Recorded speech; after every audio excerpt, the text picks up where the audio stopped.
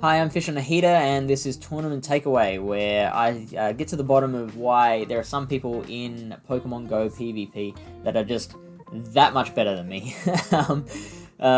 Today, I want to look at a round 4 battle in my weighted Rose Cup tournament on the weekend in my my little community of South Australia.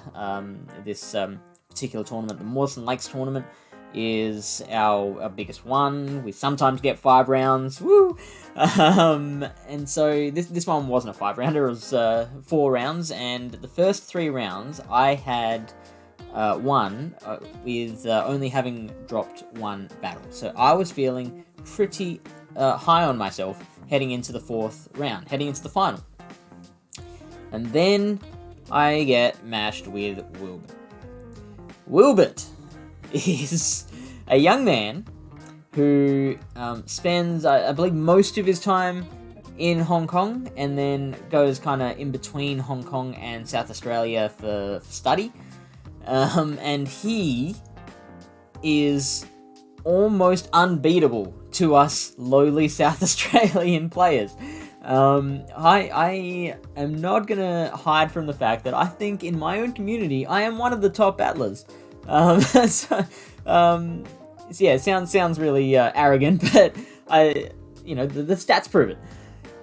Then along comes Wilbert and just annihilates everyone. He's the Thanos of South Australian PvP. Like, we could all team up against him and he'd still just bat us all aside and move on. Yeah, alright, so he beat me in straight sets. And I want to show you one of the battles in that set, because it was a huge lesson on energy management.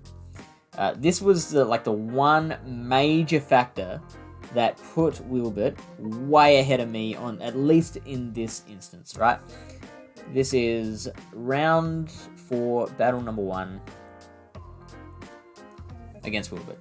So, starting out with Wigglytuff versus Marowak, which isn't a great matchup for me. It's a losing matchup, but it's not a hard wall.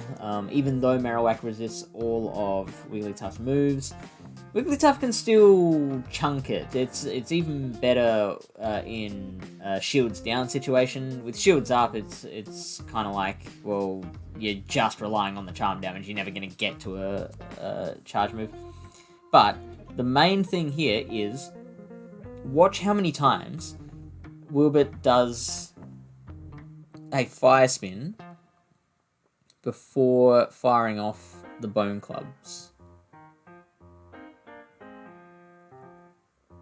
That's 1, 2, 3, 4, 5, 6, 7, 8, and now finally fires off a bone club. So fire spin generates 10 energy per move, so that means by doing 8 fire spins, he's now generated 80 energy.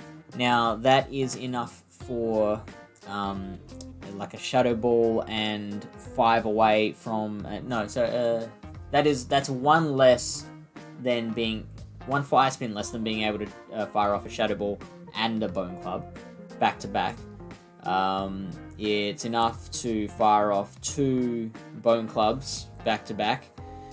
And because Bone Club and Shadow Ball is such a versatile moveset, that much energy saved up can do a lot of damage to a lot of things. Like, now Wilbert has so many options available to him. Because he can still switch out as well, so he can save all that energy for later, bring it in against something that he knows is gonna, be more clutch against.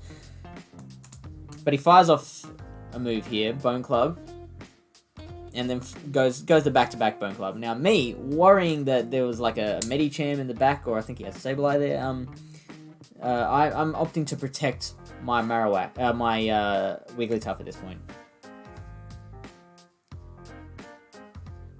And then I get out of there after burning a shield. Now, I shield this because I wasn't good enough to be aware of how much energy Wilbert had. Looking back on this, and counting it up all, real slow, I realized that he had 50 energy. Shadow Ball costs 55 energy. There was no reason for me to waste a shield there. But because I didn't know, like, how much energy he had, I wasn't good enough to keep track of it. I thought it could have been Shadow Ball, and it seemed close enough. It was 5 energy off, so it was close. But he ends up shield baiting me with the Bone Club, which, again, just makes a huge difference there.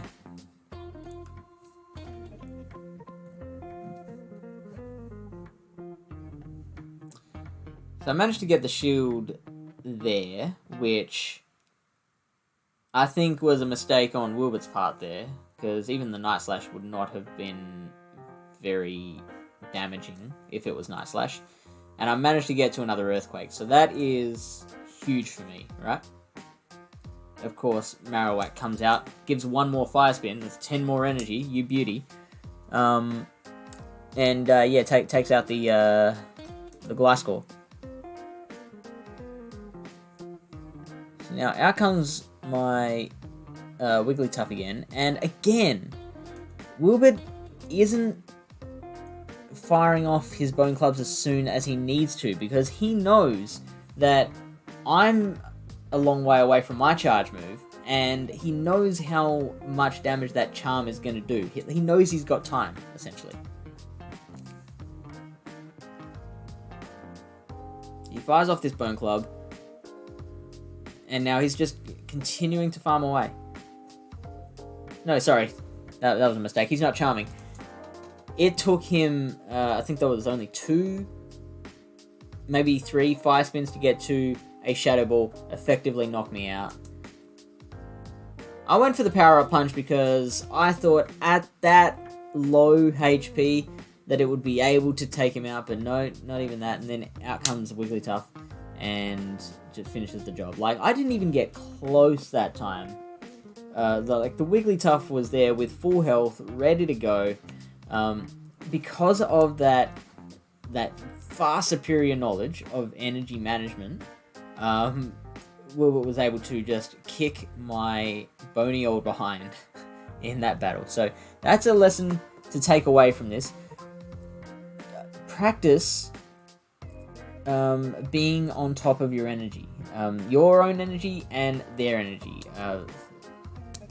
If you think you can farm up a little more energy and that energy will come in use later, if you practice learning what the situations are in which you can farm, like this one, Wilbert recognized that the Marowak wasn't in any imminent danger against the Wigglytuff, so he could just build up energy.